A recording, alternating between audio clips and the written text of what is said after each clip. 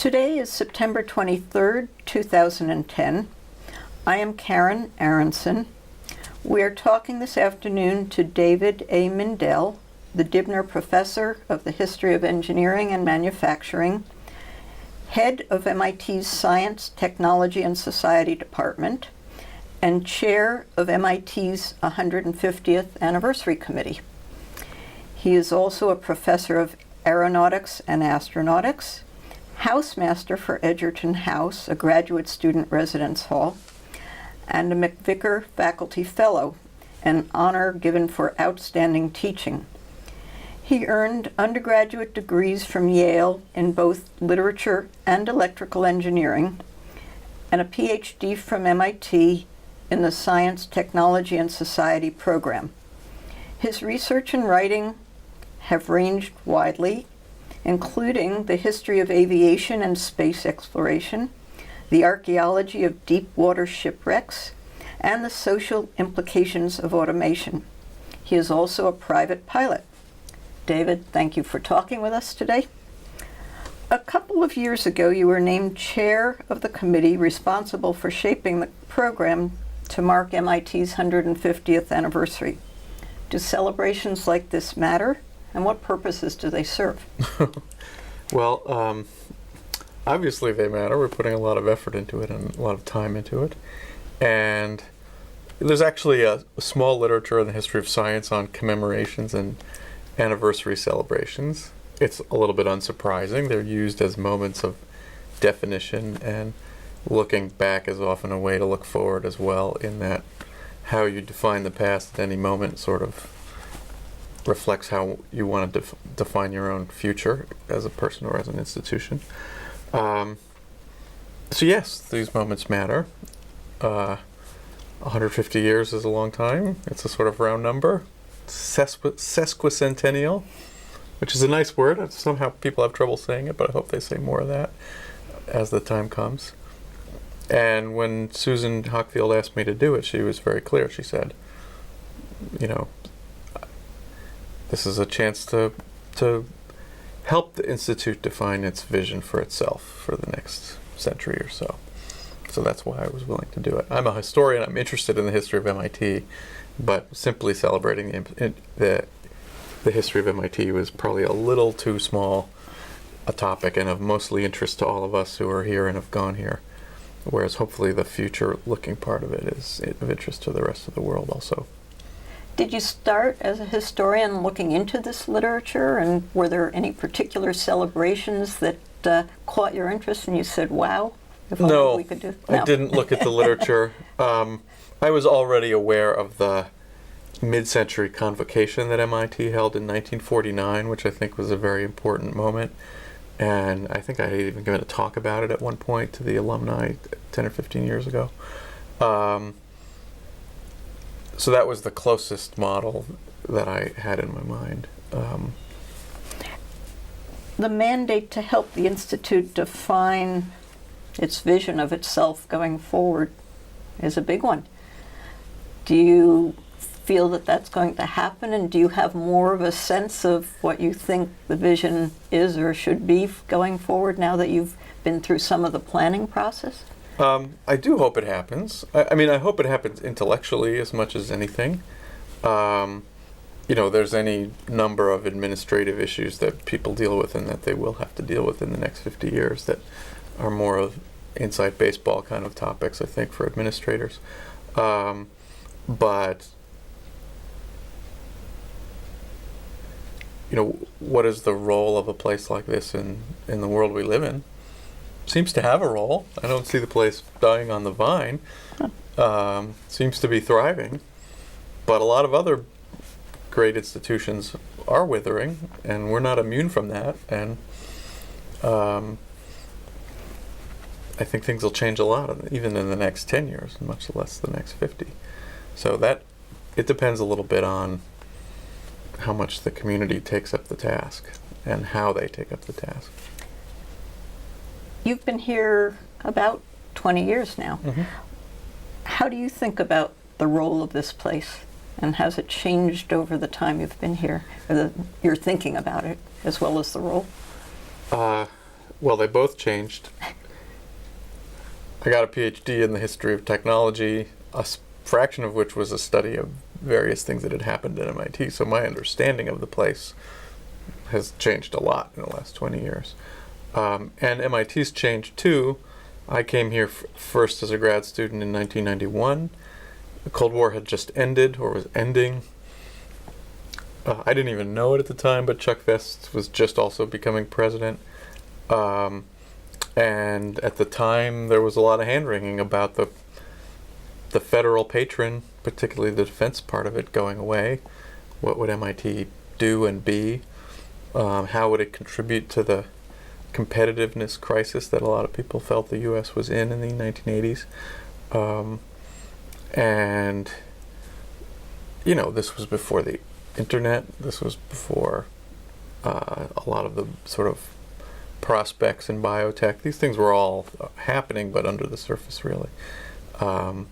So in that sense, a lot changed.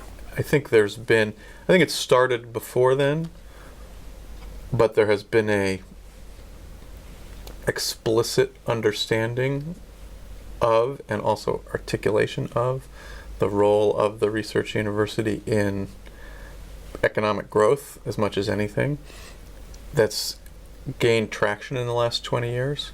I think it started in the 80s, but it really became widespread, and MIT was a key node in the emergence of that idea in the last half of the 20th century.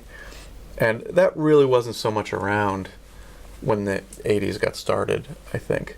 And you know, we see that in our class that we teach on the history of MIT. They are not talking about the university as an engine of economic development, really up until about that point. They're talking about supplying engineers to industry and invention, and there were plenty of entrepreneurs around, but that sort of phrasing was a product of the 80s and then the 90s, and then it became very widespread. So that's a huge change. And it has its problems and its tensions. It's not only for the better. So that's one big way that things have changed. There's a big swing toward industrial support for research. Then there was a swing sort of back away from it toward the federal government again in the last 10 years. So, of course, a lot has changed. So who else was on the committee, and how did you work together to think about what you wanted to do in the spring of 2011, and what did you end up with that you think are going to be the important the 150 pieces? Steering Committee. Correct. Well, the actual list is a matter of record, but it was basically actually the broadest representation of people from the Institute on any committee I've ever been on. President of the Graduate Student Council, President of the Undergraduate Student Council, alumni representatives, associate deans from, I think, at least 4 schools, associate provosts, the secretary of the corporation,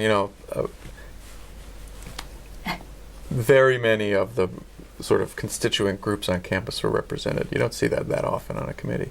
And it was interesting because we started our work in the fall of '08, and then there was this huge financial crisis. And I remember very distinctly,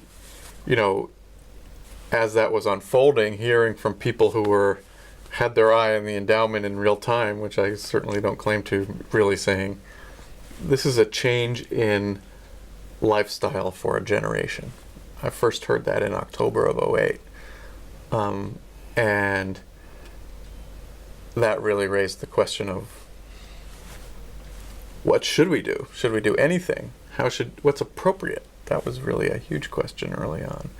And in a way that was, I think, a good question, because it was focusing. And until that point, it was a little overwhelming in sort of classic MIT style of the sky's the limit, you can do anything you want to. And we didn't have a budget developed that was part of what we did for the first year, but there were many wacky ideas on the table, and a few of them, and some of them very good ideas, and a few of them just didn't survive because of the financial crisis. And over the course of that year, and we were also handed a lot of things that had already been started. So this is not something, we were not the first people to think about the 150th. The book projects had already been commissioned and started. Oral history project had already been started. We weren't starting from scratch by any stretch, but I think there was a feeling that we were hoping to literally be a steering committee and coordinate and steer, and then formulate a few things. And I have endless lists of ideas that we had come up with. And, of those, both the projects that have been started and the ideas that came up, I felt that, certainly for me as chair of the committee, but it was also true for the faculty on the committee, that we had an obligation to make sure that there are many things you can celebrate about MIT. Many of them are worth celebrating, but ultimately the business of the place is ideas and research and education. And we felt an obligation to ensure that those ideals, and there's lots of variants of them, but we all pretty much agree on the core, were given a quite central place in the celebrations. And that's where the symposia series came out of. We can have symposia on the history of Department X and the history of Department Y, and those will be fascinating to the people in or who graduated from those departments, but not that much interest to the rest of the world. And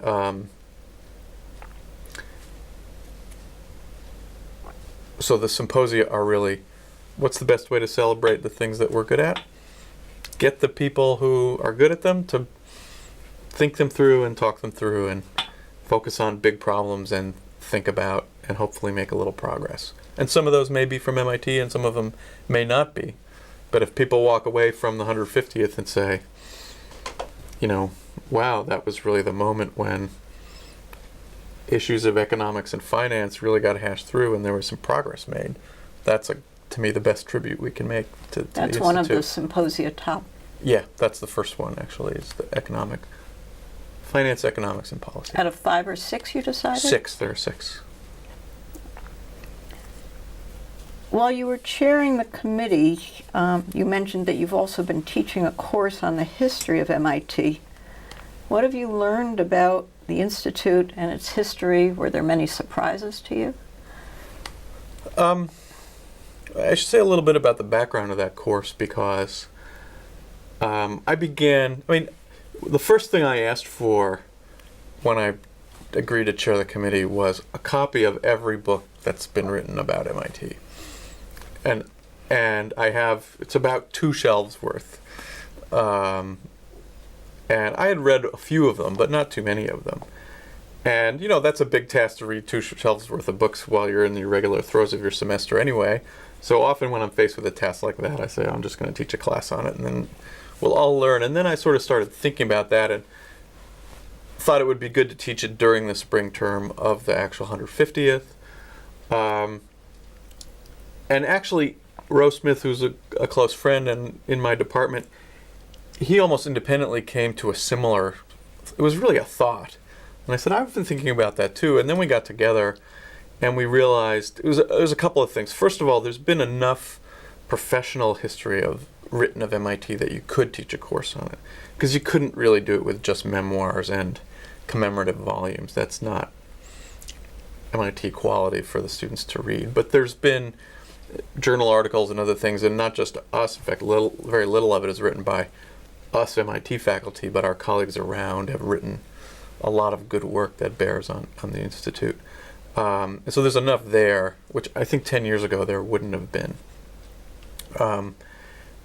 Secondly, it was a really good way to teach the history of American technology for the last 150 years. And Roe is a specialist in the 19th century, and I've more specialized in the 20th century, although I've done some 19th century too. So we had a nice kind of conjoining of expertise. And, just the more we thought about it, the more it seemed like a no-brainer, really. And that the students, that was hypothetical at the time, now we know it for sure. Students are interested in the history of where they go to school. They really care about that. And one thing I learned from teaching with Roe over the years is every class has an overt purpose and a covert purpose. The overt purpose of MIT is you can talk about the dorms, you can talk about fraternities and student organizations and the great presidents and things. And then the covert purpose is a more subtle history of technology in general, the history of American science and technology viewed through the lens of what happened here, and the history of MIT viewed through the lens of larger. And you have all the topics that, not all the topics in American history, but most of the stuff that Roe and I love. You have the Civil War, you have First World War, you have big business, you have World War I, you have, the 60s, the Moon Project. There's a lot of good stuff to encompass there. So what have I learned about it, teaching it? One is I knew this for the 20th century, but I had not read much about Rogers, but the degree to which the degree to which the founding of MIT was wrapped up in the great problems of the day, and in a sense, with all the issues of MIT have always been wrapped up in the great problems of the day. William Barton Rogers, he was teaching at the University of Virginia. There's every reason that if he was such a visionary, which he was, that we should be celebrating the 150th anniversary of Virginia Institute of Technology. We're not. He decided that was not the place he wanted to found his institute.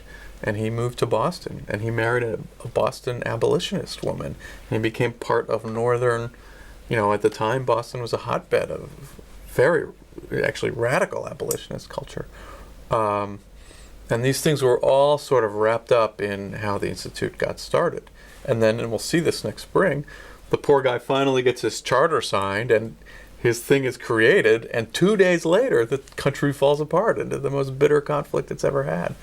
And so the proximity of this very forward-looking vision with, these very sort of concrete, real, political, cultural, racial problems at the time is profound.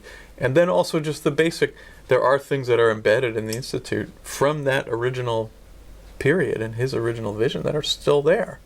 And some of them are tensions that aren't going to go away, that are animating tensions. Some of them are just the culture of the place and, the things that you walk around and you see on a day-to-day basis that one deals with, positive or negative, or in one form or another have been around in every generation in a way. Animating tensions like what?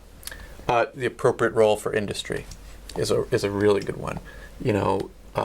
How much should the Institute be focusing on fundamental problems, science problems, although I like the word fundamental better, versus how much should it be solving problems of immediate relevance to industry?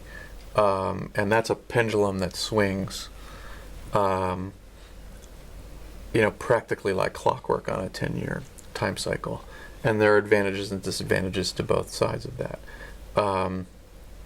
And then the sort of educational mirror of that is mens et manus. How should we be training our students? What is the right mix of practicality and theory or classroom learning or however you want to put it? And has that been a pendulum too, or has that been more a sort of secular shift from one's I think it's been a pendulum. All the emphasis on engineering science at the end of the Second World War, which is responsible for many great things, also left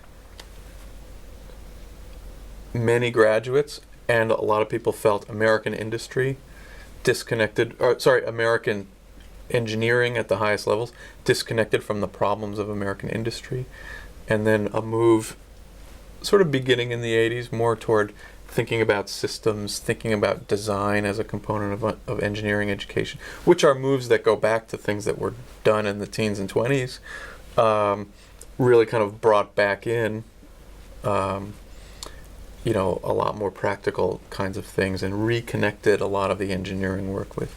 And, again, the complement to that pendulum is the defense and the federal government pendulum, which has also been there from the beginning. And what is the relationship between the federal government? What is the role of military training on campus? What is the relationship between the armed services? What is the relationship between big business? These are all things that have been there all along. And what are the demographics of the student body? Along class lines, along gender lines, and along race lines. Those are all things that one hopes there's been a progressive progress there, and I think there has, but it's also been sort of there from the beginning. In looking at one of the annual reports you have in the list of documents for the class, I was surprised by how many women there were in the earlier years, not just one Ella Swallow Richards, but a whole bunch of them quite early on. I think they were mostly special students. Yeah. But they were special students. I'm actually forgetting when they were actually formally fully admitted, but 1880s, maybe 1870s. And but that's certainly the case. Yeah, I mean, when you look at the Ivies, my alma mater accepted women in 1969, and at MIT there were never a lot, percentage-wise, but they were pretty consistently on campus from. But there were a lot more in those early years, I think, and then I don't know whether the numbers dropped as the number of special students went down, and they didn't become regular students in the same numbers. Yeah, and there were the home economics programs and things, and the special laboratories. And, I mean, the laboratory as a teaching unit is also something that you see from quite early in the beginning, and and then the tension between MIT and Harvard. Again, I think it's an animating tension to this day. People are very tense about it sometimes when we try to compete for faculty and stuff, but it probably makes both institutions better. In your 2 bookshelves of documents and writings about MIT, were there any that you particularly loved or found especially interesting?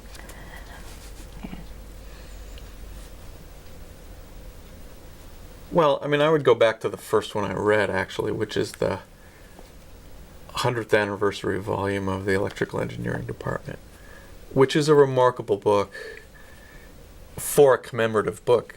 It's because it was written by participants, but people took a lot of care with the articles in there. And I read that book when I was a graduate student, and it really helped me shape what became my dissertation book. And actually, one thing they did when they wrote that book was they kept the original drafts of the articles, which are considerably longer, in the archives, and so I was able to use those. And that's just a random example about how a book that was sort of handed out at the 100th anniversary party sort of survives as a great resource, and not too many other departments have those books. My head has been away from the class for 6 months at this point, so it's hard for me to How about the remember them. student research projects, if we could stay on the class 1 minute longer? You had students find areas of student life that they wanted to research the history of. Did they focus on any areas that were not well studied previously, and did they turn up anything that surprised you or that especially seemed to add to what was known knowledge? Student life hasn't been well studied previously in general. In fact, it's very hard to find out too much about student life before the age of our current alumni, in a way, when you can ask people, what did a dorm room look like? What was the background composition of the students who were here? What was daily life look like? That's not very well documented. I hope it will become better documented as we move through the 150 and we're collecting some films and other things. But it's not been a subject of hardly any history. The best piece that the students was about the I'm going to forget the actual name of the organization, the Arab Students at MIT organization, which was really interesting piece about all the ways that the politics of the Middle East and the politics of U.S. relationships to the Middle East brought certain students here at certain times, and the way that those politics helped sort of cement the core of that organization, how they related to Jewish students on campus, what those people then went back. In some cases, some of them stayed here for their careers, others went back to their home countries, and what that interaction is was a really interesting paper. That was just things I didn't know at all. Do you plan to do anything with those papers? Will they be put up on the web for the I think we'll try to put Cecily some of them Center? on the web. They are student papers, not all of Would be them are interesting. publication quality. Right. That one happened to be. And there's the MIT rifle team has a really interesting history, because it used to be all students had to take military training. So, shooting pistols and rifles is an old part of an MIT education, and not just one more varsity sport that we have. And that's, I'm sure, true of many. And why of the did clubs. students have to take guns? That was part of the original idea of the institution and its national service from the component. 1860s.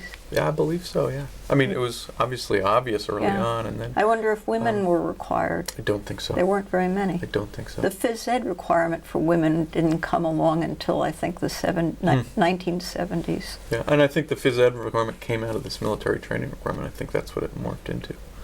Interesting.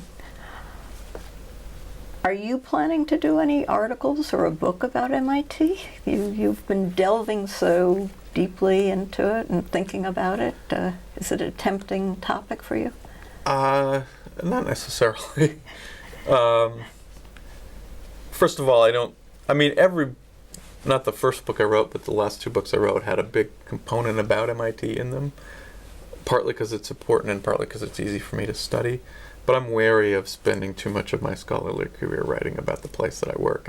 I don't have a whole lot of perspective on it at this point. And I am writing a series of articles and things for the 150th, and I'm sure there'll be more of that. And hope maybe even one retrospective one about the process and what we learned in the process. And so no, I don't. Advice for the 200th? For the 800th? Do I have advice for the 200th? Ask me in a year. Your course has a substantial amount of reading. In many weeks, there's more than 150 pages. Is that typical of humanities courses at MIT, and are students surprised by that? Students are always surprised by the amount of reading in humanities courses at MIT. For some reason, they expect them to be easy. I don't know why that is. So I think that probably is typical for a humanities course at MIT. We always debate about how much we should cater to the students' expectations versus hold their expectations high, because that's what humanities students read a lot. That's what they do. And if we want to be the best, if we want to be MIT quality in the humanities as well as in sciences and engineering, we have to teach the way that excellent places teach the humanities. And you can't do the humanities without a lot of reading. And writing, you also require a substantial amount of writing. Mm-hmm. You have short papers almost every week and 2 longer papers. Mm-hmm. How do you find your students' writing skills, and are they much better by the time they finish this class than when they started? I find the students' writing skills generally pretty adequate. There were freshmen in the class, but there weren't a lot of freshmen. So, all of MIT puts a heavy emphasis on communication. So that I do think the Institute is mostly successful at bringing the level of the writing up. Most of them. So, and it's always a funny line you get into about how much remedial.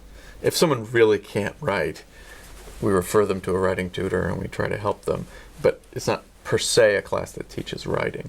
But we mostly ask them to write response papers so they get in a practice of writing on a regular basis. And we don't grade them very harshly. We just want them to have the chance to communicate their ideas. Again, and this is something that goes back to the beginning, MIT's always had a big part of its requirements that are humanities and communications. And it always could be better, but I think that we do reasonably well on that score. And because any scientist and any engineer recognize the importance of those skills. I think the outside world thinks of MIT students as being so math and science oriented that they don't think of them as capable of being literate and writers, and yet their SAT scores on verbal are almost as high as on math, and they're very high. They only become narrow once they get here. They're not narrow when they come in. You've won prizes for your writing. What kind of advice do you give your students about writing generally and about writing about technical subjects, both for techie audiences and for lay audiences? Use the active voice. Subject, verb, object is always a good structure. Can't go wrong with that one. I'm a pretty mechanical kind of thinker that way, and I actually think MIT students like that. I give them little rules, and if you follow these rules, you're not going to go that badly wrong. And The Mindell version of Strunk and White. yeah, and some of them are just derived from Strunk and Whites and the similar kinds of things. Did learning more about MIT's history give you any ideas about where you think it should be headed in the coming years for yourself? You know, I used to be more hopeful that MIT would broaden its horizons beyond science and engineering. I've become less hopeful about that in the last 7 or 8 years or so. And if anything, I think the history makes me less hopeful about that. I don't think there's any desire of the Institute to... I don't think there's too much desire to do more than excel in science and engineering pretty traditionally defined. I hope that changes. I think there have been times that it might have changed. And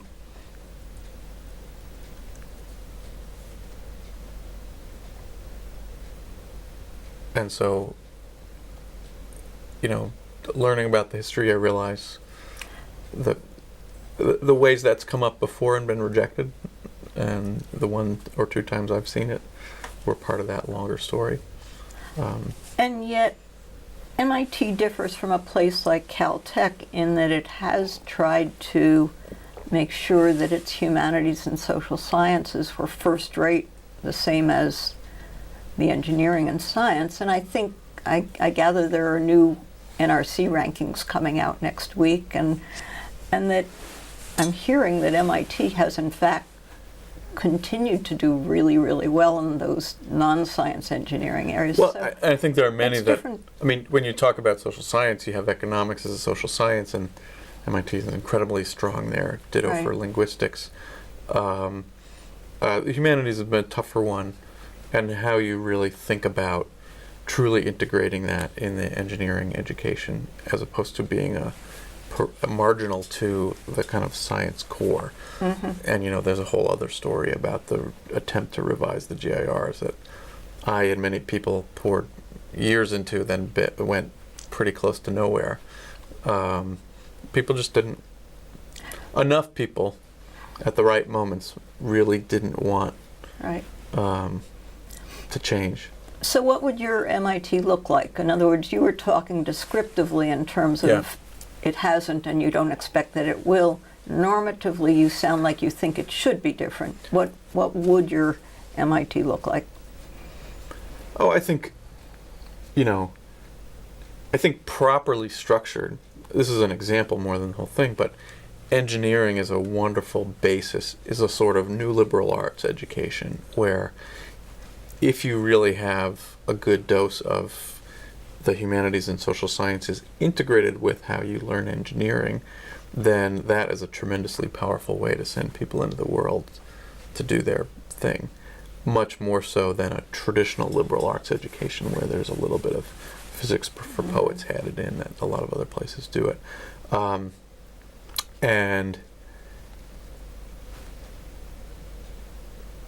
And there are ways that I think our engineering graduates, I mean, some of our engineering graduates are always going to be just tremendously outstanding people and real leaders, and, you know, that will continue to be the case. But on a broader scale, there's always still the same phenomena that they do very well in their careers for a while, and then they don't move up into the upper ranks either of management or different kinds of leadership, or count the number of engineers in Congress, and, you know. How much do you think that's a question of education and what does or doesn't happen while they're here for 4 years? And how much do you think it's a question of who gets admitted and what kinds of skills and instincts they show at the front end? Well, we have our choice of who we admit, so the admissions process is part of how you think about the education. So, you know, we are the place that attracts the students who are most narrowly interested and narrowly excellent in the sciences and engineering. And, you know, students know that. And, you know, the students who aren't interested in that go to Stanford or Harvard or other places. We could change the way that we are perceived, in that. The admissions office would be a big part of that. That sort of thing comes up, especially now that even the undergraduate population is going to be increased a little bit. Is there any attempt to rethink who's being admitted? No, is basically the answer that I've heard. So, that's a chicken and an egg kind of thing. Right. Culture is a very difficult thing to change. I don't think you could change it top down, but there is a strong culture among the undergraduates that hardcore, here's your science, and we enforce it by what we set as the requirements, how we schedule them, what kind of classrooms they go in. We went through all this with that thing, that these are the important things, and then all this other stuff is nice. That was part of the task force discussions. Oh, yeah. Yeah. I don't have that experience in my personal teaching, but we could all, the individual experience is very different from what you select as the overall. You used the word integrate a couple of times. How would you go about integrating the humanistic education with the science engineering in a way that's different from what's being done now, and have you tried it? Yeah, that's a tall question. There's a lot of pieces to that. And, for example, the physics that we require now. And there are people who do this in ways. You can teach those subjects with an eye toward the applications or the historical development or the context, and where you treat those pieces, again, not as external but as core. And some people do. And a whole curriculum of that looks different, though. There's the requirements are such that the students have a common experience of the science subjects and a very uncommon experience of the humanities and social science subjects. That's potentially something you could change. So there are all these different kinds of levers, and I don't want to get into the because there's a lot of minutiae in those rules, which some of it I've blocked out, but we're all much more familiar with it than we want to be from that experience. Right, although there are very few colleges today that have a real common core of anything. MIT is an exception, but unless you go to St. John's or to Columbia, it's hard to find a common humanities, arts, social. Absolutely, but the fact that here it is in one area and not in another. The two cultures divide is more healthy here than it should be. Let's go back to your own personal history. Tell us about where you were born and raised, and about your family and your childhood, what your parents did. I was born on Long Island and moved away when I was 4. My father he's an electro-optical engineer, and he worked in the defense industry, building sort of aerial cameras in the 60s. And then partly because of the post-Sputnik responses, a lot of that industry got converted into educational technologies. And at that point, we moved to Rochester, New York, which is a big optical city. And my father became the chief engineer at an old camera company called Graflex, and began building educational film strips and slide projectors and things. And my mother was a teacher and a writer, and later an entrepreneur. And so I grew up mostly in Rochester, New York, and benefited from a confluence of two things, which were, maybe you could even say 3 things. The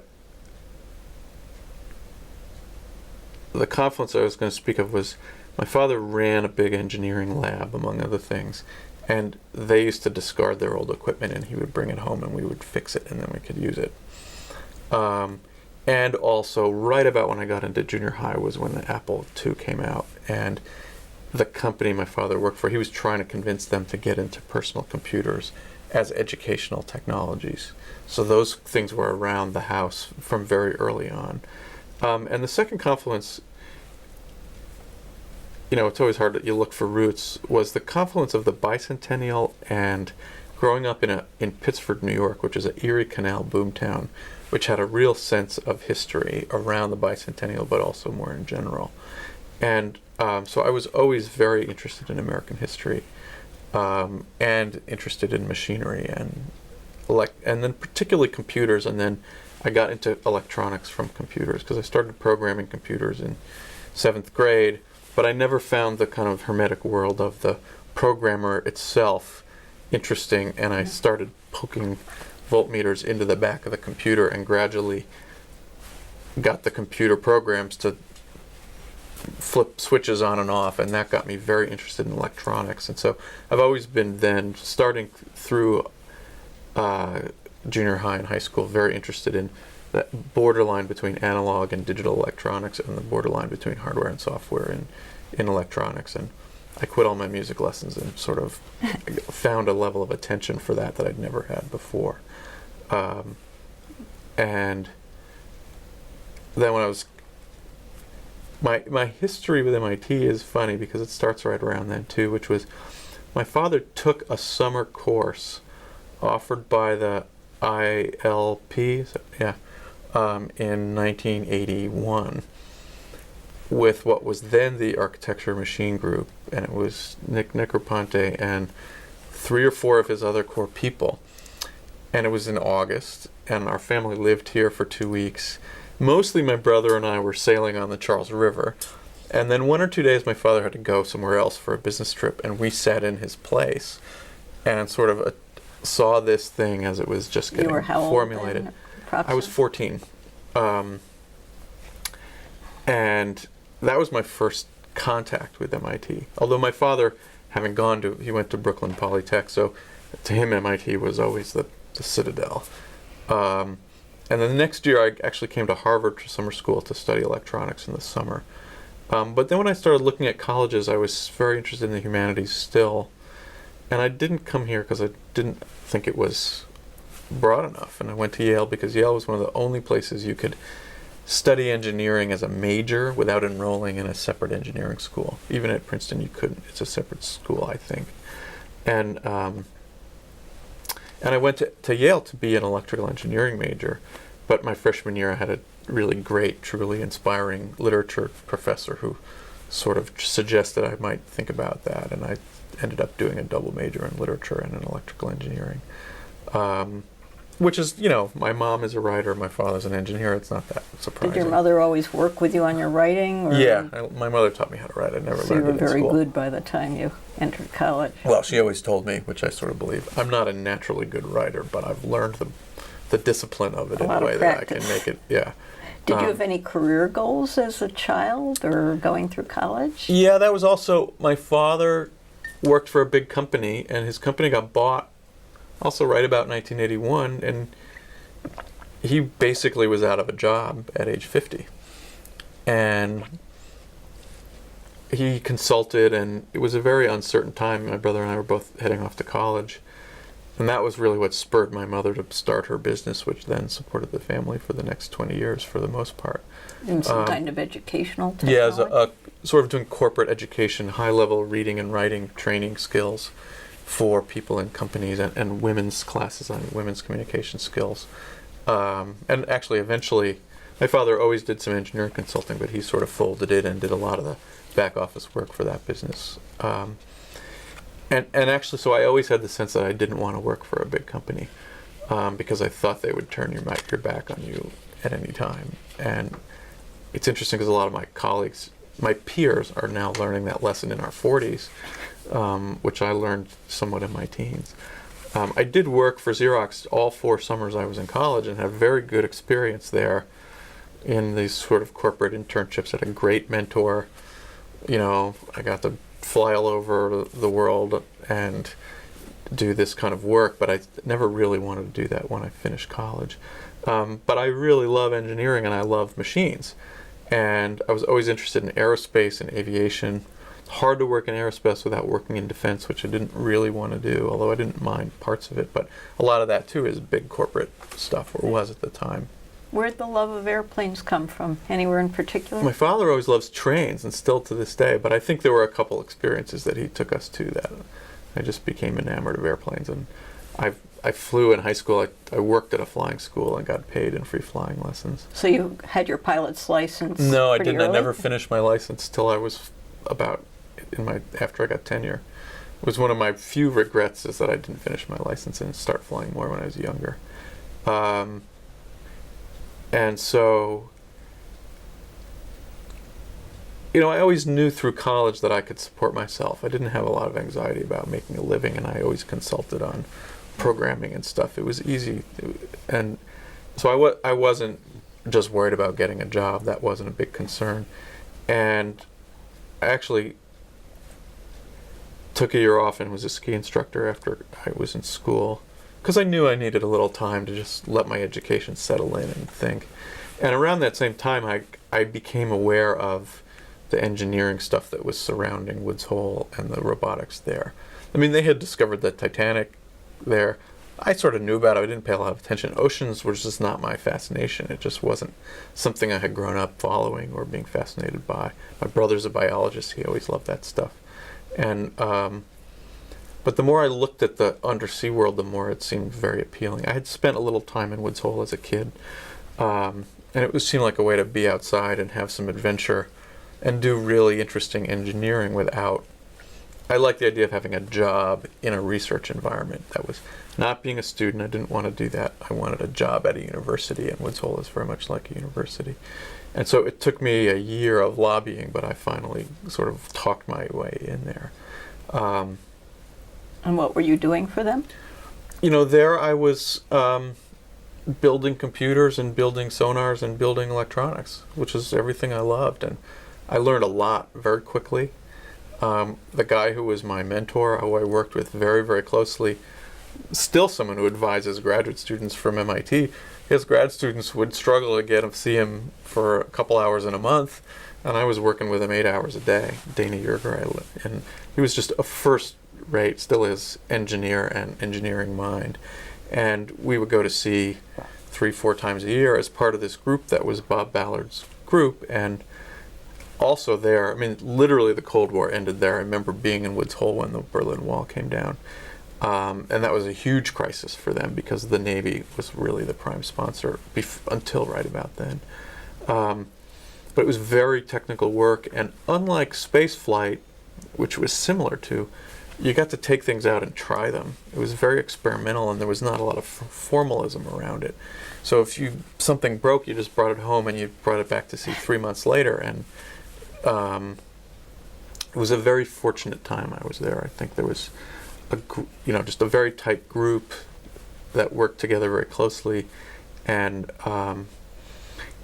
somewhat to my surprise, most ocean engineers are mechanically trained and mechanically inclined. So someone who could do electronics was a rare commodity for them. And so And increasingly useful. Yeah. And also I could program too. And for quite a while, I was the lowest person on the totem pole, so I was cheap.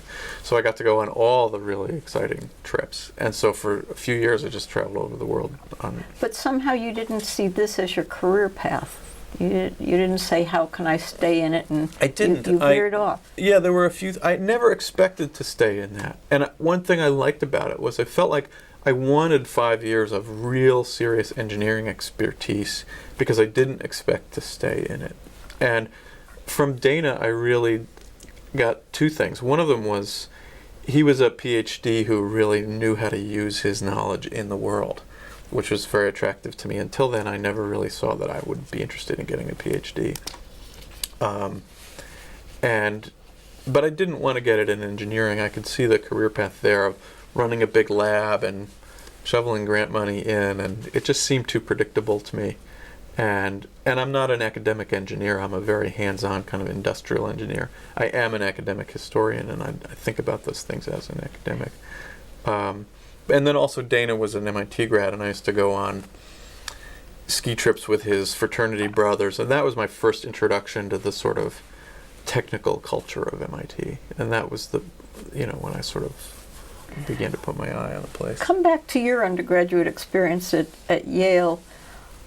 How similar or different do you think it really was from the MIT undergraduate experience? I think it was quite different. it was very much, and still is, a sort of basic science engineering education.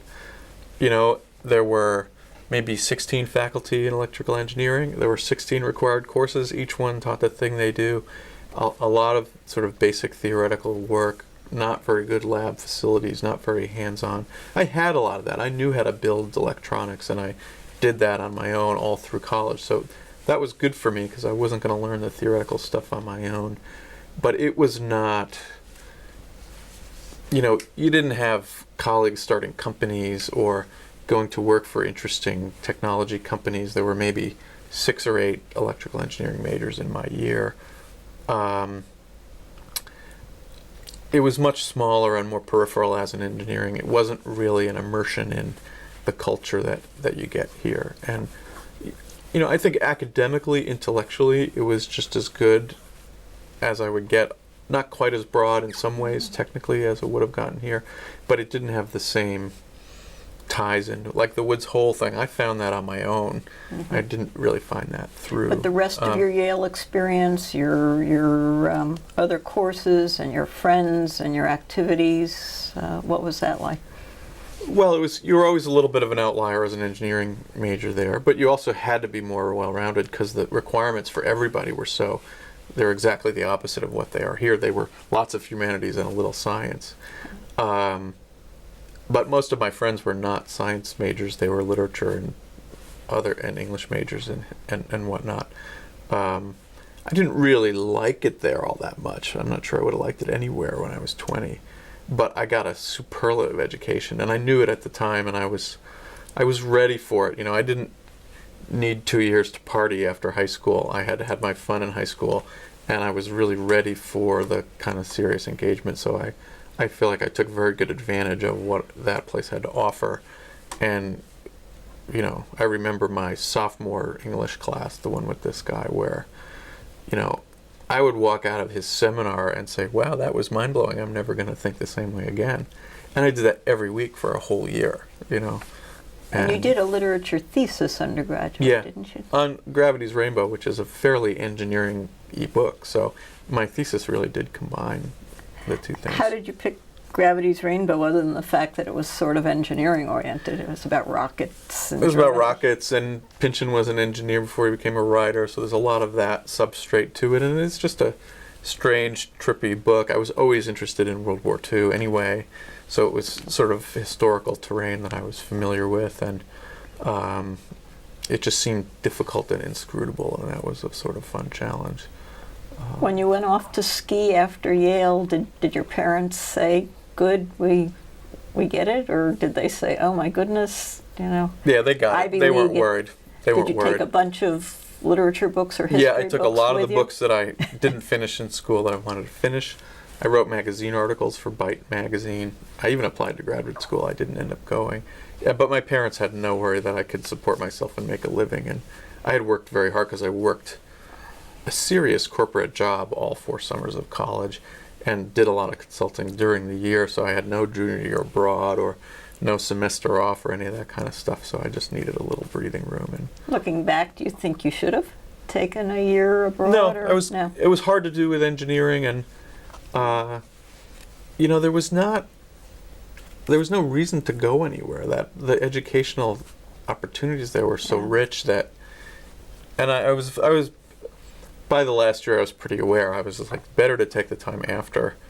And when I was in Colorado skiing, there were a lot of people who, either their parents were deeply concerned about them going there, or they hadn't yet finished college and their parents were very concerned. And I was fine. I was still consulting for Xerox. Most of my friends were working in restaurants and bartending at night, and I wasn't. I was just skiing and support, you know. So you went from there to Woods Hole and then to MIT. How did you decide while you were working at Woods Hole then to go to MIT and to do science, technology, and society, of all things? Well, when I was majoring as an undergrad in literature and electrical engineering, people always used to tell me, what a great combination. One of these days you're going to have to pick one. And at some point, probably either my senior year or the year after, I said, you know what, I'm just going to not pick one and see what happens. So I had that on my mind. And actually, the year I was in Colorado before I got the job at Woods Hole, I applied to and was accepted to 3 graduate programs. One of them was in science writing, one of them was in the history of consciousness, and one of them was in English, where I could also do some engineering, where my undergraduate advisor had gone. And I visited all those programs, and tragically my undergraduate advisor died literally that week, very young and tragically. And I sort of said, you know what, I might want to do this, but I'd rather work at Woods Hole, and I can always apply again. And so I waited. Then, as I said, working at Woods Hole made me want to get a PhD, and even made me interested in MIT, but not in engineering. And my undergraduate advisor had written, you should really pursue this interested in technology and literature, and the person you should go talk to is Leo Marx at MIT. He wrote the one book on the subject, and it's high time that book was made obsolete. It was his letter to me. So one day I just came here and I called up Leo, and I also called Rose Smith, whose book I had read. And in the introduction to, it was an edited volume, he wrote, these are some interesting things for someone to study. And I thought I could be the person who would study that. And I pictured Roe as this sort of lonely historian on the Killian court, surrounded by dusty books at MIT, and nobody paid attention to him. And I went there. Turns out that wasn't the case. He was then heading this graduate program that had just started, and there was a lot of vitality around this. And I also used to hang out in the MIT Press bookstore when I was in town. So I got the sense that there was a lot of interesting stuff on campus happening that would interest me. And so they sort of said, well, you should apply to this program. We just started this PhD program. And, from Woods Hole to come to MIT as a student was just very easy institutionally. In fact, I was able to keep my job half-time there.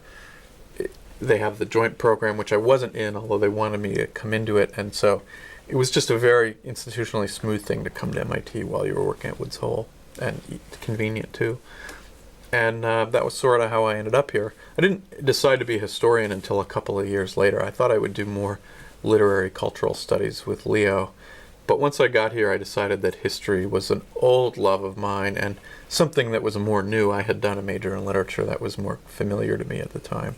And while you were in grad school, you might as well learn something new. And did you work with Roe or other historians then while you were doing your graduate studies? I did. I worked with Roe, Leo, Tom Hughes, who was a visiting scholar here at the time from Penn. And then this is also interesting and played out in a way that is perfectly consistent with what I do now, which was, I hadn't totally realized this, but Dana Yerger, who I worked with at Woods Hole, had been a student of Tom Sheridan up here who was in Aero and Astro, and also he was a professor, I think, of psychology and engineering or something. And he had been he still is a real leader in thinking about telerobotics and how you use remote kinds of systems. And that was really the kind of philosophy that had been implemented in the lab that I worked in at Woods Hole, that I had become acculturated in without really knowing I had been acculturated in it.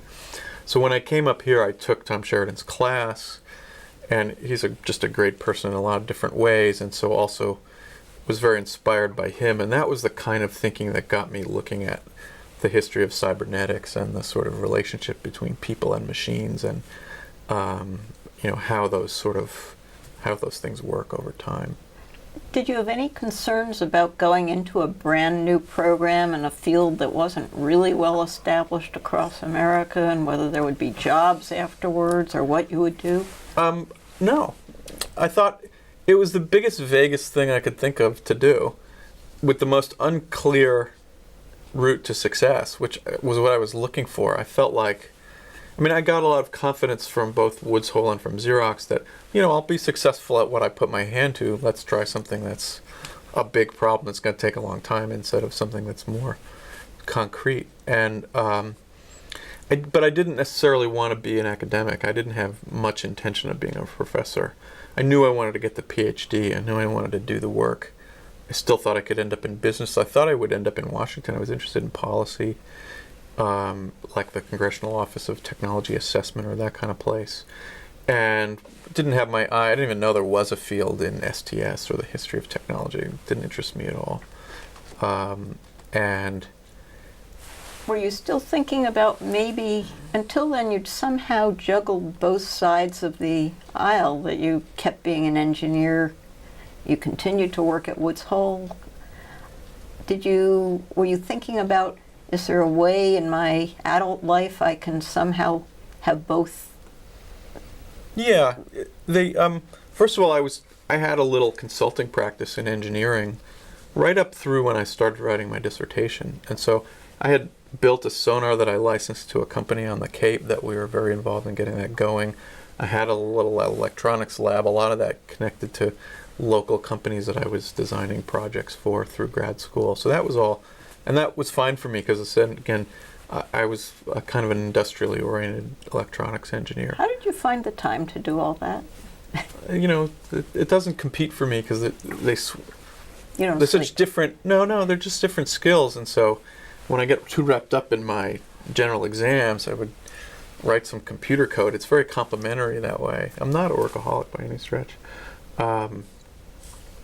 And so yes, I always thought I would continue doing that. It was a little harder to really write the dissertation. Like that was the only 2 summers for a very long time that I didn't go to sea when I was really writing my thesis. And what was your thesis about? It was about the kind of prehistory of cybernetics and the origins of feedback control and the relationship between feedback control and digital computing and how they both kind of arose together, and how Norbert Wiener was a sort of latecomer in that story rather than an originator of that story.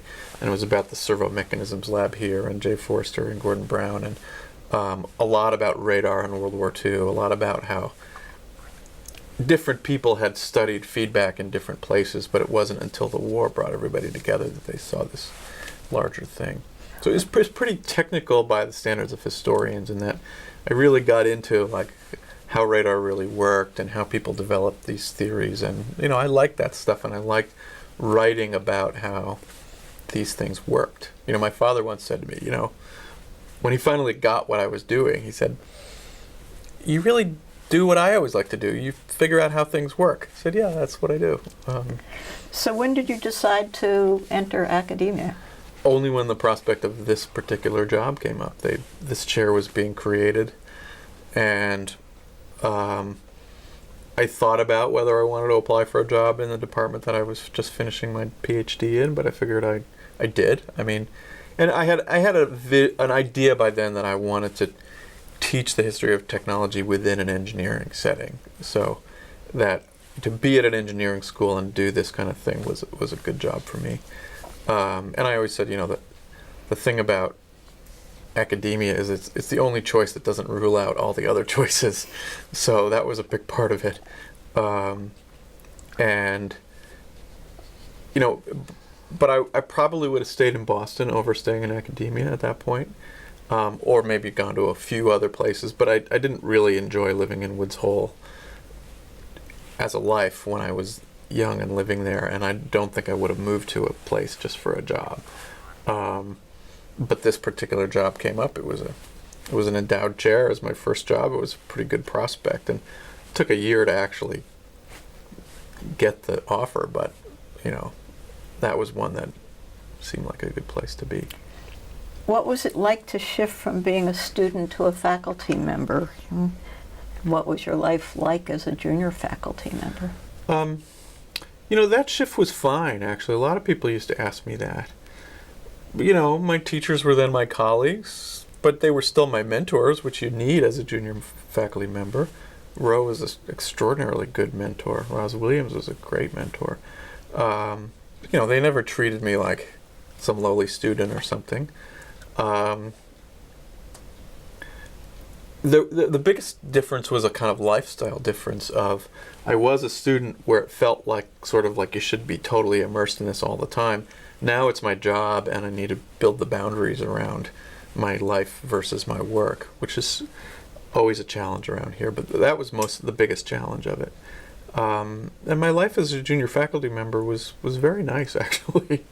I also simultaneously, literally like the week I was finishing my dissertation, Bob Ballard, who had moved on from Woods Hole a couple years before, called me up and said, "What are you doing? How would you like to do some archaeology?"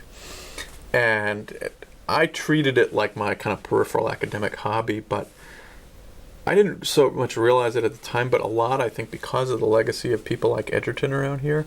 MIT loved that work. I got grants for it. I got invited everywhere to speak about it. And so it became a little more central to my life as a junior faculty member than I would have expected it to be, because it was so popular and it was a very exciting field. We really created a field. What were you doing for him or with him on this archaeology? Well, at that time I was a junior faculty member, so I was a sort of co-PI on these expeditions where and then it was also a little coincidence. In 1997 we had a major expedition where we found some major shipwrecks off of Sicily. We really learned how to treat them archaeologically. And we were viciously attacked by archaeologists for what we did, even based on one article that the New York Times wrote about it.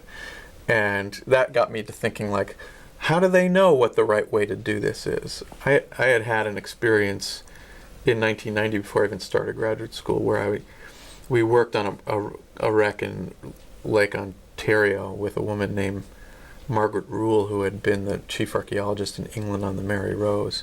And she was really a great character and it was like a 45-minute ride out to the ship every morning because we were staying on shore. So I got a lot of time to just sit on the bow and talk to her. And she said to me at that point, it really stuck with me, one day someone is going to find a very important shipwreck in 2 miles deep water, and nobody is going to know how to handle it properly archaeologically. And that really stuck with me, and 7 years later, that came to be true. And what was the big question or issue? Well, some of it was just practice. Like, what does it mean to do archaeology when you can't physically be there? Archaeologists could not get their head around that problem because for them it was all about touch. And the STS point of view was very valuable there. So we really started holding conferences and sort of saying, what does it mean to do archaeology when it's only robots? Because there are a lot of interesting questions that are opened up. And I mean, I think that's sort of the culture of MIT in the sense of, like, what do you do in your junior faculty? You start a field. That's what you're really supposed to do. And I was able to do all that stuff. I really never felt constrained or oppressed or particularly even stressful about my promotion or tenure or anything as a junior faculty. I had a lot of freedom is what I had. I had great students.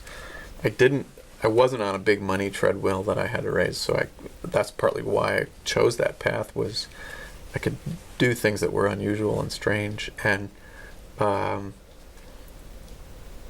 it was sort of hard work personally just because I was on the road a lot, but I was also single and it was an okay time to do that.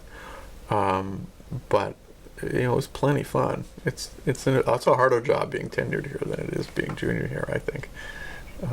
Did you have to do a lot of reading in archaeology when you started? How did you educate yourself and learn about what it was you were looking at or trying to think about? Yeah, that's a good question. I had actually taken a lot of classics as an undergrad. I did 5 years of Latin and a fair amount of Bronze Age art history, just because I loved it and was fascinated by it.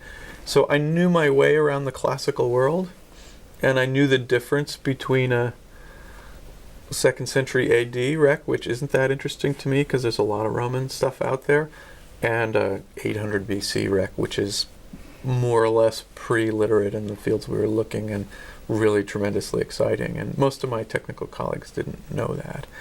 And also the STS part of my training really allows you to go into a field and figure out what the structure and what the practice is. And in some ways to help undermine it, because we were being told by these scuba diver archaeologists, we know how to do it and you don't know what you're doing. And I'd say, well, let's get you guys all in a room together and we'll just talk about what does it mean to excavate. And none of them would agree. And you could sort of lever that disagreement into a new way of thinking about it. And the underwater archaeologists, this is sort of the shame of it, I didn't feel were particularly good scholars. They were very particularistic and very descriptive. The classical archaeologists, sort of land archaeologists, were much more intellectually secure and just better thinkers. And there's many at Harvard who we really worked with who were really just tremendously smart people. So, we were able to basically establish, first of all, we were always working with very good archaeologists anyway, but don't tell us we don't know what you're doing, because then we'll start to talk to you about what you're doing, and you probably don't know what you're doing at all, and we are at least thinking it through in an open way. Mm-hmm. And that was a lot of fun and very successful. And the resources around here were just, I think that at MIT that was another big mental shift from graduate student to faculty member here. Was, as a graduate student, I felt like I was always sort of out scouting, trying to scare up the intellectual resources that I needed for what I needed to do. And so you were in a kind of, hunter-gatherer mode. As a faculty member, what you had access to is essentially infinite, financially and intellectually. And then it really put the onus on your own limits and your own ability to do what you wanted to do, which is not always an easy place for people to be, but I was not limited by, nobody ever said, what are you doing archaeology when you're in STS and you're the professor of engineering and manufacturing? That was just, this place doesn't work that way. Were you conscious of being in a program that was not central to what MIT focused on? In other words, you weren't part of the engineering or the science faculty per se. Yeah. And do you think it mattered in any way? Did you feel marginalized in any way, or do you think your colleagues did? I think my colleagues did and still do, and I actually strenuously object to that feeling, because I never really felt that way. I was teaching a course with Course 6. That was a lot of what I spent my time on. I came to the job expecting I'm going to have to talk to these engineers and explain to them why context and culture and history are important, and I have this whole thing prepared about that. I never had to do that at all. I got in with people, they were completely convinced, and these were Course 6ers people always thought were the most rigid, narrowly technical people at the Institute. They were totally convinced their students needed to learn this stuff. What they needed to know was how.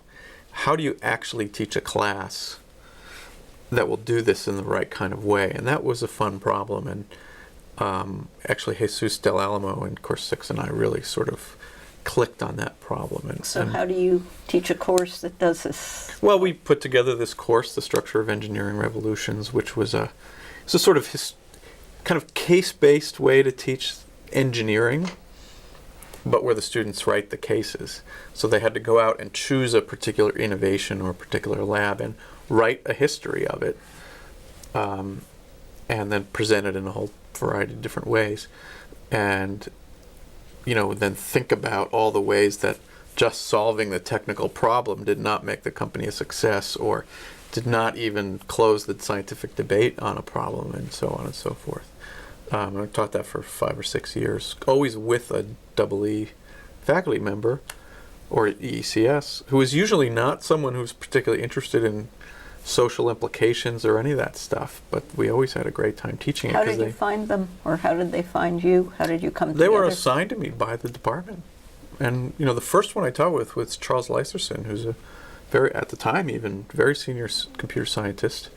And he said to me the first day, he wasn't being hostile, he was just like, I'm not particularly interested in that sort of thing, but he sort of came to see over the course of the class how just the way that ordinary routine technical research is infused by a lot of this stuff that was very relevant for his own work in supercomputing and computational chess and stuff like that, it was we taught it together a number of times after that. And so how did that start? You had this idea that it might be a good thing to do and went to someone at the pretty top much. Of the I was really department? hired to do that kind of teaching, to cross the boundary between the engineering school and STS. You were hired by whom? That was the chair was defined that way. Aha. So that was my job educationally.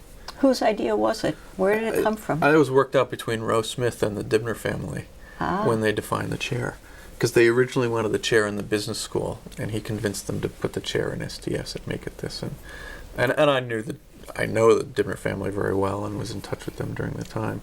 And I was an electrical engineer, so I went over there. Roz was dean at the time. She helped point me to places and people, and the programs were going through some shifting. They had this 5-year, that's where you asked about was it graduate or undergraduate. It was kind of right on the edge because it was the 5th-year undergrads who were staying for a master's degree.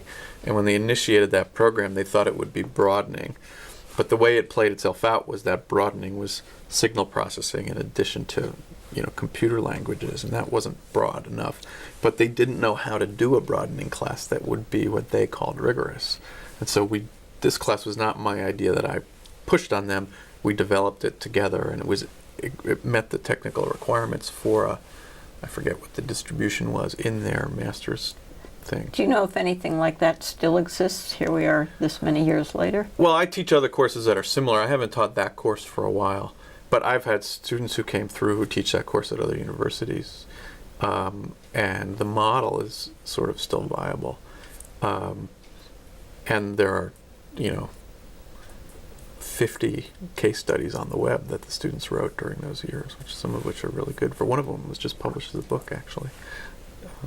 Which was about? It was on a company called Infocom, which was an MIT spin-off company that built one of the first really popular computer games called Zork, and was a sort of profile of the company. I think that the STS faculty and students bridge the gap between science and engineering and the humanities more than professors in other areas of the humanities, just because so many STS faculty members were studying science and technology? I think that's true. I think there have been a lot of growth in other areas since then. On the one hand, I thought I was doing what I was doing and that MIT was supportive.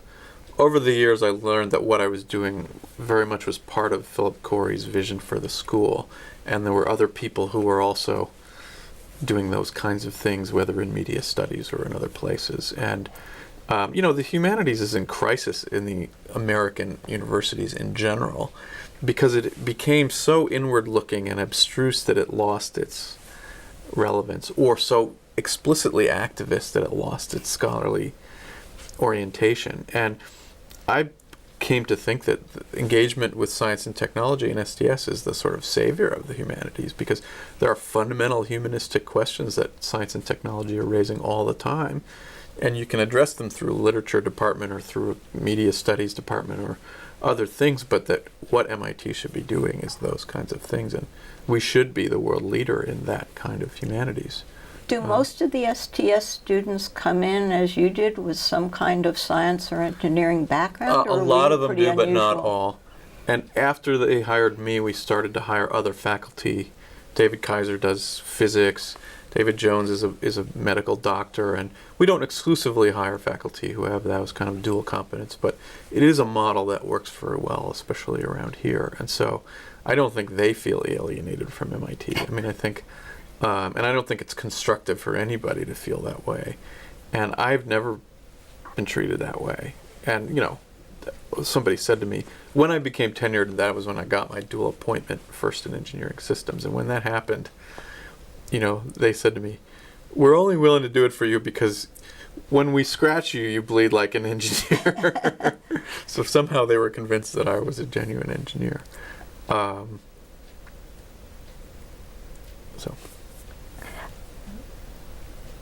But among the faculty, you're alone in holding that joint appointment in engineering, I believe. And even in the humanities, while there are a couple of professors who have a foot in the sciences, I think it's not as full professors.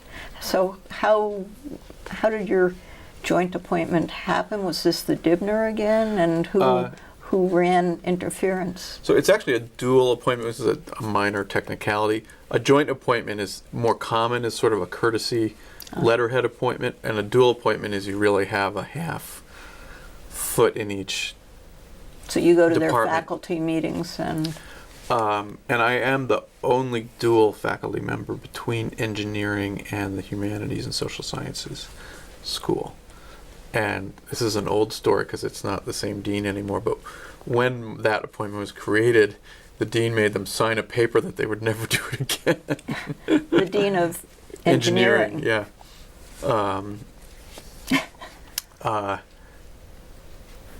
But the way it came about was the engineering systems division was forming sort of about halfway through my junior faculty life.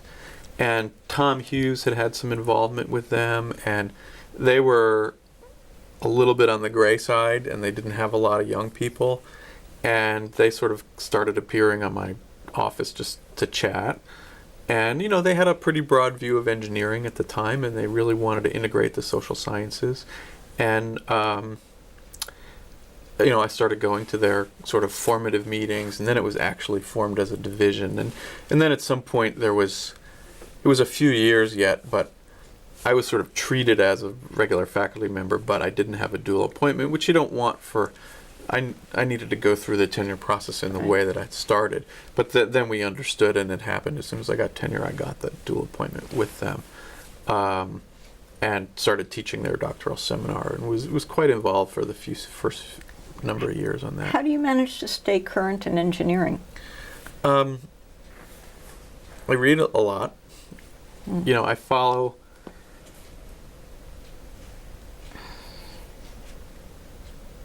Well, I guess I follow a lot of industry developments. I follow a few things in the more technical way, like I follow electronics pretty well, and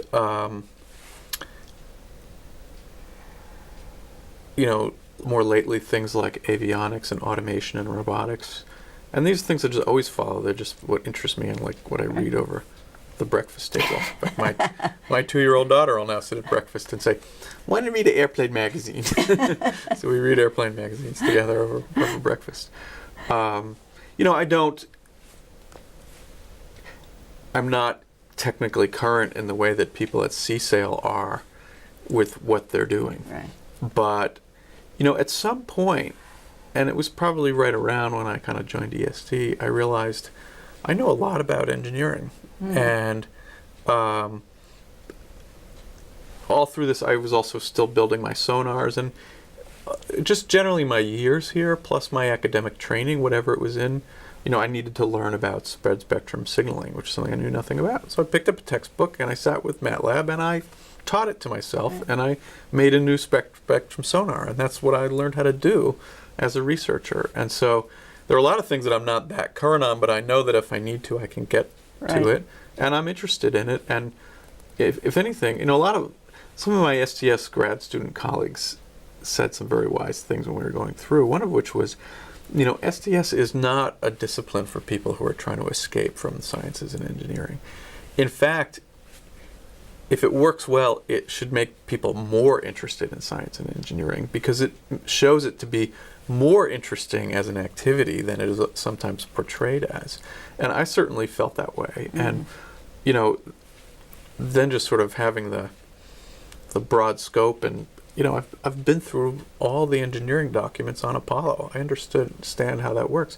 Yeah, it was 40 years ago, but most people still don't understand how that works. And not just at the level of the bits and the buttons, but also at the level of the policy and the planning and the management and the politics and the operators and, that sort of thing. So, is the culture of the Aero and Astro department, where you now have one foot, very different from the culture of your STS department? And do you bring anything back to the management of the STS department from watching Aero and Astro? Yeah, that's a really good question, actually. Aero and Astro is a first in the world department in both undergrad and grad, and it behaves that way, and I really love that about it. I'm not always sure that the humanities at MIT behave that way, and I really try to to the degree that I have any influence, make the department run that way. And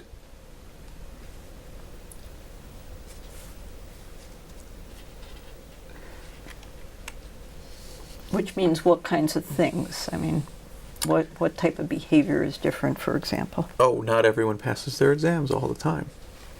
not everybody gets promoted all the time just because they're nice people. That's a difficult thing to do, but that's how excellent departments behave.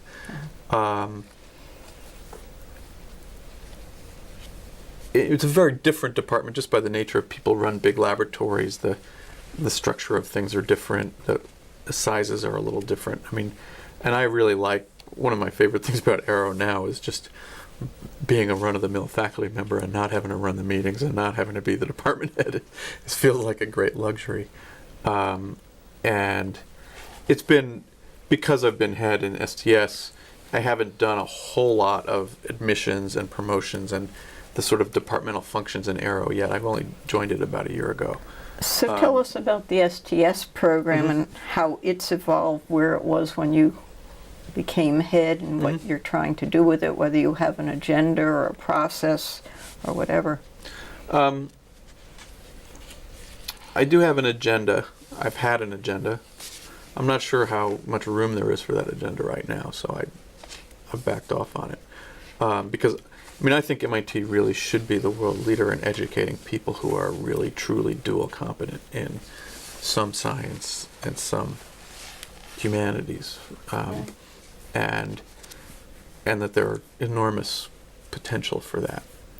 But I don't think I can really do that within the context of the STS program. Not so much because of the program. I actually have great faculty, and it's a program that was rather fractious over the years, even when I was in it, that is not fractious now, which is a really nice thing about it. And, you know, again, most of the senior faculty, I'm 44, and the next oldest person is 62. And then there's a lot of people between youngest. 62 and 70, yeah. And they're all people who were there when I started. Not all, but mostly people who were there when I was a graduate student.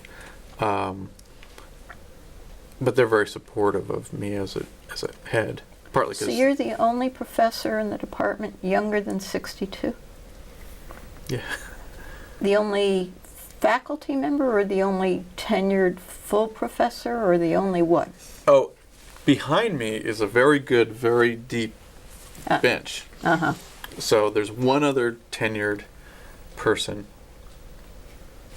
who's a few years younger than me, and then we have 5 junior faculty. So we're very, very strong in the up-and-coming part. So you have some junior faculty? Oh, yeah, yeah. Okay. More than there ever were in my 20 years in the department, which is great. And a lot of my job is making sure they get what they need to get their work done.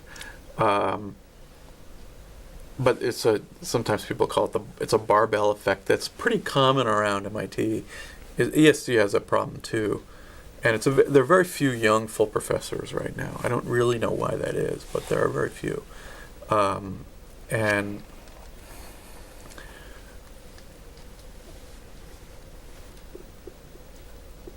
in terms of you talked about it having an agenda but not being sure that this was the time. Is that a financial economic issue? I don't think so much. I mean, you know, I think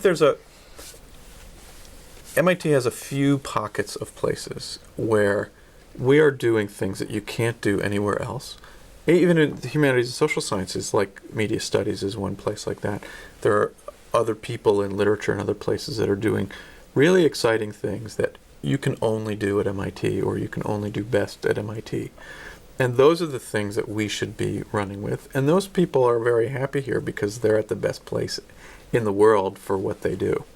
And yet the structure of the school that we're in is still a structure from the 1940s of the old style humanities, which I'm a big supporter of. I mean, I love the classics and I've studied all that stuff, and I think it's a great place for it.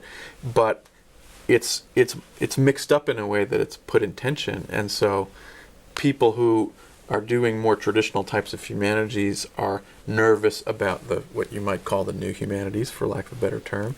And the new humanities are constantly pulled back into very traditional disciplinary borders that they don't really fit into. And the programs are all structured in these antiquated ways. And nobody has the vision to put that together and clean it up in a way that is going to make it shine. It's extremely clear to me what those things need to be done, but I've said my piece many times, and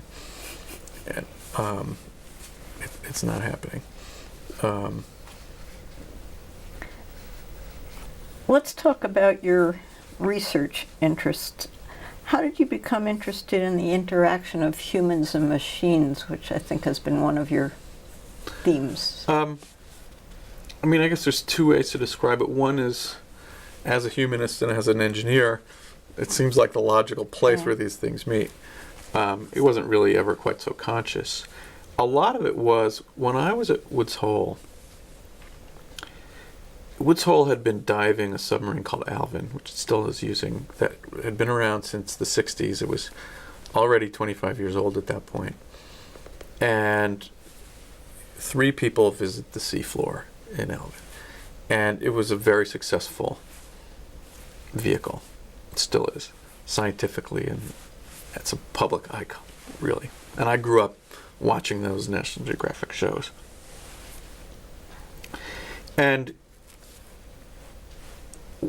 when we came along it was really in the late 80s, and I joined sort of in the second part of this evolution, we introduced a robot called Jason, which people don't go down, but has a fiber optic cable that goes up to the surface, and it connects to a control room on the surface.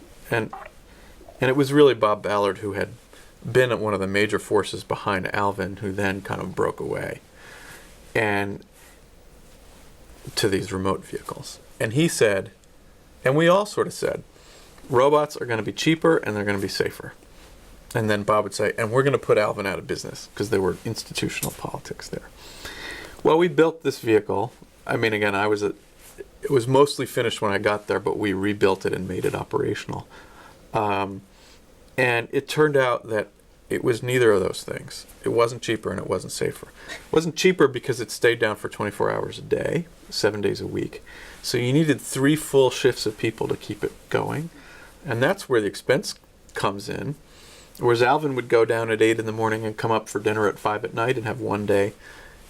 Jason got a lot more hours on the bottom, but the bean counters in Washington didn't know the hours on the bottom. They just knew the day rate, and the day rate was expensive. You didn't tell them they should be looking at cost per hour? Or yeah. No, over the years that stuff came through. And then they weren't safer because A, Alvin was very safe and had a very good safety record and still does. And B, we had hidden dangers where you have a steel cable with 30,000 pounds of tension on it and 3,500 volts going into a big vat of salt water. That's not a very safe situation, and we had some very uncomfortable close calls. And actually the dangers in a remote system were hidden in ways that were maybe scarier because they weren't. You have 3 people in danger in a sub, there's a lot of focus on keeping them safe, whereas with these vehicles it was just different. And you have one accident, and if you sell yourself as safer, you're out of business. But what's totally surprised us, and although I think Ballard saw this from very early on, I give him a lot of credit for that, was that it fundamentally changed the nature of the work. Because when people would dive to the seafloor, you'd have 1 pilot, 2 scientists, crew members, and they would go down, they'd come up at the end of the day, and they have a big meeting and tell everyone what they saw, usually by showing them video. And then usually the next day you'd send 1 person who went the day before and 1 new pair of eyeballs. So every day with Alvin, you would expose the seafloor 1 new pair of eyeballs. With Jason, you had a room the size of this room with big TV monitors on the walls, and the entire scientific party was there in real time all the time. So you had a 24-hour real-time seminar with the whole group, which could be 40 people. Or if you came across a critter that you didn't know what it was, you went and woke up the biologist and you brought him out and he told you, she told you. And that was a very different way to work and changed the practice of doing the science. Mm-hmm. And we really grappled with, A, communicating that to people, and B, what the implications of that were. So the idea of going from human to remote was not what anybody had expected and was stranger than people had imagined. And that really stuck with me. And then we were going to autonomous vehicles, and yet there was no one who knew how to talk about that in a professional, scholarly, or research rigorous way. Yet it had everything to do with how effective they were, how they should be designed, how the work got done, who did the work, and professional identity of the. I mean, still people ask me, so do you dive? Well, I have dived in these submarines, but mostly I do robots. But that's not the people what people ask you about is like, where does your body go? That's what the cultural valence of it is. And that question just sort of stuck with me. And then as I started looking at the historical stuff, even way back into the Civil War, it was the same sort of thing where, gee, when you go to sea in an ironclad warship, yeah, it's nice to be safe, but actually you might die from the thing itself instead of the enemy. Or suddenly the engineers are more important than the old-style sailor officers are. And these were social changes around this technical change that were just completely interlocked right down to the level of the engineering. And that was what is always sort of... So you were deeply involved in this deep sea stuff. How'd you get into outer space all of a sudden with your research? That's a good question. Well, first of all, there's always been... Deep sea. Yeah, the analogies are always there. I mean, they're both sort of isolated environments where you can study things with there's a lot at stake. It's very dangerous, and there's not much else around. Whereas you study a company, or you have all these messy, complicating things in daily life that are overlapping whatever the phenomena you're looking at. So one of the older guys in STS used to say, studying a ship is like a laboratory. It's like a society placed under laboratory conditions, which I always thought was nice. But then, it came down to it that I never really loved the sea. And I think I was good at that job, partly because of that. I didn't have a lot of emotional identity stuff wrapped up in ships and submarines, and so I was able to be... Everyone I worked with, whatever they did, they knew they would be living on the shore and going to sea and sailing in their spare time and stuff. And I always sort of liked that, but I didn't... ships were never things that really interested me.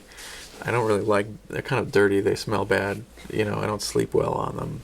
I like in the ocean, but the surface of the oceans. And A, and B, after 15 years and doing the Lusitania and the wrecks in Guadalcanal and Battle of Midway and then finding some of these really ancient ships, there wasn't that much more that was going to be. And the one more thing is the project we have next year. So that's A, and then so I sort of said, well, I really like airplanes and space flight. Like, I should be spending my time on that. And it's something new, or something I'd always been interested in and always sort of studied. And a lot of the issues were still there. In fact, Tom Sheridan, my teacher, had worked on that stuff. There was a good MIT connection. And actually, it was one of the projects that the students did the first year I taught that Structure of Engineering Revolutions class was the Apollo guidance computer, which had been built here. And that was a good little test I suggested to them to see how it would go. And then sort of one thing led to another, and I started flying again when I was writing the Apollo book, and that just, deeply grabbed me. And I would kick myself for not realizing this earlier, but all the skills I learned in navigating submarines and all the skills I learned from the pilots of the submarines were things that were directly transferable to flying aircraft and that sort of thing. So coming back to MIT, were they transferable to some of these MIT committees you've served on? You've been on a lot of search committees, for example, for the Dean for Undergraduate Education and the Dean for Humanities, Arts, and Social Sciences and the Director of Engineering Systems Division and the Knight Science Journalism Fellows Director. Are you a good searcher, or are you just not good at saying no? And tell us about... Well, it's interesting. Those were all within a 2-year period. And that was a 2-year period where I was junior enough that I wouldn't have been considered for any of those, but senior enough that I could sit and I think you needed to be a full professor or whatever. So that was probably a historical coincidence that I happened to be on a lot of things for a short period of time. And, there aren't that many dean search committees. Who knows what will happen the next time around. And, I've always had a life at the Institute. That's one way I dealt with not feeling isolated in the humanities or in STS, was I liked doing things that were MIT overall, because I have colleagues who literally say, I told the dean I would take this job, but only if I never had to talk to any of those people on that side of campus. And I just sort of think, why are you here if you feel that way? And I don't feel that way at all. You And I didn't give like them tenure, right? Huh? No, these are long tenured people. And I just don't feel that way. And, and I do find the institution interesting, the way that it works, and, the politics and the relationships. What did you learn by serving on these committees? Were there any sort of, gee whiz, I didn't realize the institute worked that way, or that universities work that way, or? I learned about what MIT cares about and what it doesn't care about. Which is? I'll leave it at that for the moment. I don't want to get too specific.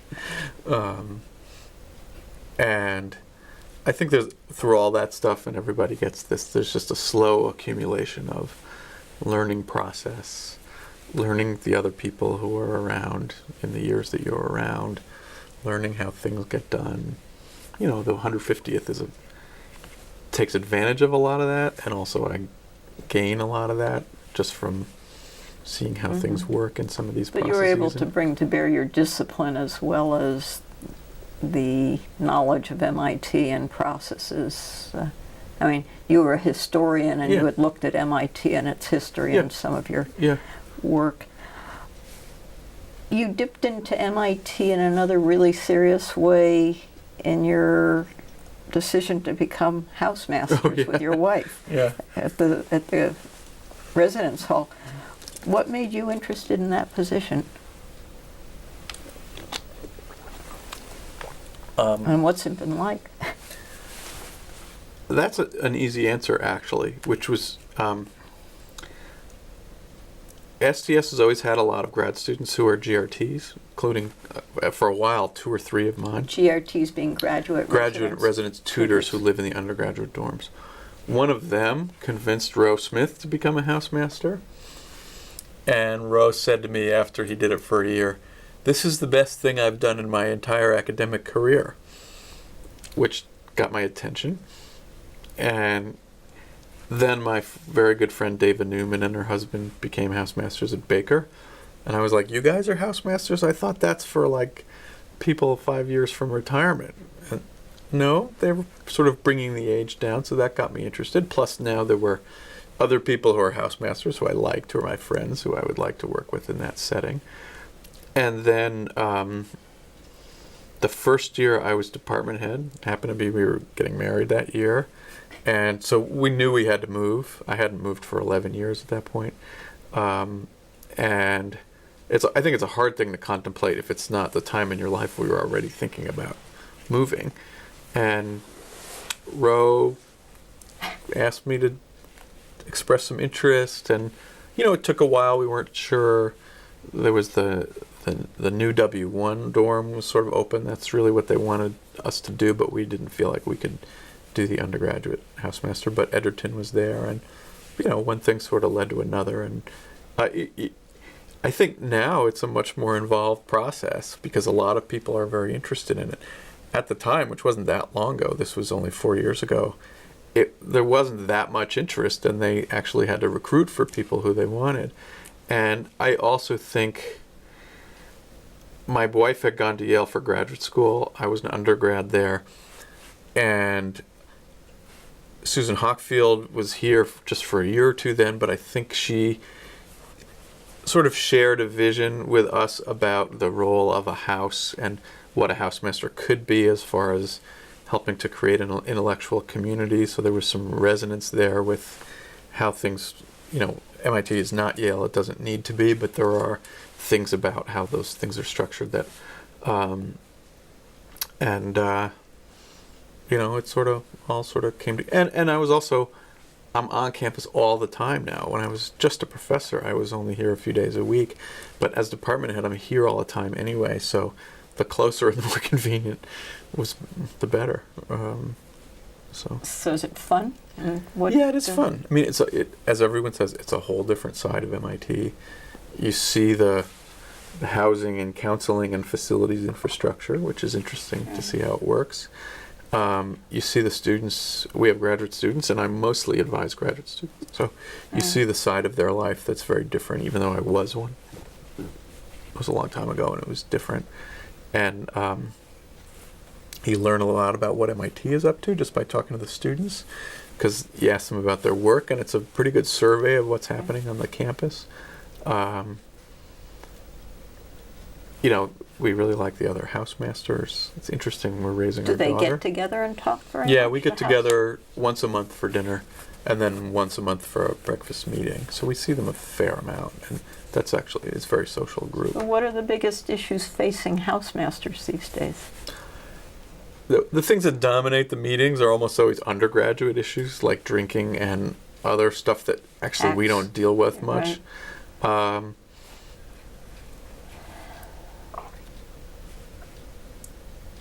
You know, I mean, to me, the dominant issue is sort of, as MIT seeks to build sort of more graduate student life, what's the appropriate balance of that with the academic side of things? Because that's really, when it comes down to it, our job as Housemaster is we're the only people in the house who are professors who connect to the other faculty and the academic processes on campus. And that comes in handy a lot when a student is fretting about their exams or needs some relief from this or that. And so, but a lot of the students, you know, graduate student life is a lot of fun, and it's a great thing, and it's very supportive for them, but it can sometimes, you know, as the person who writes the checks for the students on the other side of campus, you know, it gets to be expensive. Has being a housemaster shaped how you relate to your students in the STS program or Aero and Astro? In other words, how you relate to the academic students you work with? It's once you understand their lives a little more as people. I think maybe yes and no. I mean, I was a student here, I was a student in the program that I advise in, not an Aeromaster, but so in that sense I know I have a sense for it there. I've never had a student who I advise directly who's been in Edgerton House yet. That's just been a coincidence. But I certainly encounter my advisees and other students in the course of this work. And I wouldn't say so much, but I always try to take care to relate to them as people and know their families and their family situations. And, you know, it's a long-term relationship when you advise a PhD. Right. And I don't do that many at once. They're pretty, you know, engaged, I think. You were named a MacVicar Faculty Fellow in 2001. It's a 10-year fellowship for your contributions to teaching and undergraduate education. So tell us about your teaching style, and has it changed over the years, and how much is it based on a Yale teaching style as opposed to an MIT teaching style, if there is such a thing? Well, you know, I don't really like classroom teaching, and I never really learned very well in a classroom. So I try to avoid the traditional chalk and talk sort of teaching. I just don't do it. I like teaching in seminars, and that most of the graduate teaching takes place that way. And even undergraduate, you know, it's fun to teach undergraduate seminars here because it's really strange for the undergraduates, and it's a very different format, and they tend to like it once they get adjusted to it. Which involves what? More discussion by the students? Discussion, smaller classes, one-time 3-hour meeting, sort of thing. You just need the chocolate and the cookies right at the 1.5 hour point. If you try to wait for 2 hours, you lose them. Or I used to try to say, well, maybe it's an hour and we'll have the break now. That's how you become a MacVicar Fellow. Chocolate. And you lose them at the end. And again, I think a lot of the work is sort of project-based. I think it's true in the humanities in general, but I don't tend to teach classes where there's a strict set of material that you need to just know and not question. We much more try to teach analytical skills and you know, ways of seeing things. And so it's not like not all, but a lot of the conversation around the GIRs is there is a fixed amount of material. It needs to be delivered into those little heads. How do we do it in the most efficient way? We don't really have that in our fields. And so I like the out of classroom teaching. That's why I like graduate advising. I used to take students to see a lot. You know, just seeing them in different settings informally but frequently, I think, is really valuable, or around a particular problem you're solving. And I think those things are all pretty. I'm not alone in any of that on this campus. Oh, but there's a small group of MacVicar Fellows. It's a select. But we were all selected for different reasons, I do think. And some people really are just outstanding classroom teachers, and some students really learn well there, and that's as it should be. But that was never my style. Do the MacVicar Fellows get together and discuss your teaching methods? And Yeah, have you learned anything? There's a lunch once a month or something. Do you change anything about your own approach to classrooms from the conversations you've had? Picked up any good ideas? That's harder to say, partly because they're pretty social, the MacVicar lunches, or there's sort of presentations on educational policy things around here. So we don't talk too much about I teach this way or that way. And we don't see each other teach a lot on this campus. It's interesting. You once developed and taught a course for graduate students called Leading an Extraordinary Life. What was that about? What led to its creation? And do you feel like your life could be summed up that way? That class, answer in not quite that order. A friend of mine is a coach in New York. She coaches mostly corporate clients, fabulously successful CEOs and CTOs who feel that they're not, they're making tons of money, but their marriage is falling apart. Or, they're succeeding in their career, but they drink too much, or don't have a good relationship with their children, or any number of other things. And so she is an extraordinary person just as an individual, but manages to get people to sort of develop plans to get from where they are to where they want to be, and to stick to those plans. And she was always interested in getting into the educational world, mostly because of her sort of mission in life. It's not the business that's going to direct her there. And so we started talking about doing something at MIT, and I also thought that the technique of the way that they do it, which is extremely practical, and like writing lists of things and making plans, and just suits how MIT students like to see the world. And I saw a lot of dysfunction among the student body. And so we just sort of made up this class called Living an Extraordinary Life, which is intended to be sort of vague and all-encompassing, and it had a one-paragraph description for IAP 1 year, which is also intended to be a little bit vague, and got a great turnout, and people really came, and they sort of stuck to it. And so now, I haven't been doing it as much, but they're doing it for the 5th year now. I've started to do it, and I always intended to do it in Edgerton House, but the person who's leading it now in Edgerton House is someone who took the class here the first few years, got her PhD in biology, met the man she's going to marry in that class, and now is a full-time coach, sort of specializing in science and engineering people who sort of want to achieve goals that they have trouble achieving. And so we'll see how that, I think it'll play out very well. I know it will because we started it last spring for the students. And I just think MIT does generally a pretty poor job of attending to students' overall lives and the balance of their lives. And many of the students here are not very good at that, either by nature or the lifestyle leads them that way. And what's interesting about this class is that MIT can't find a place for it. Everywhere we go, people say, oh yeah, that's great, we really need that. And boy, I have thousands of pages of the homework assignments that the students write about their relationships with their advisors and what they're doing here and the questions they have. And very important for MIT to know, but it hasn't yet found a place other than the kind of personal project of one faculty member. So we're hoping maybe someday it'll find a place to live within the structure of the various dean's offices and things. But it's hard to tell MIT that they don't know everything. And good luck. Yeah. We are out of time. Thank you very much for an interesting conversation. good luck with the sesquicentennial. Thank you.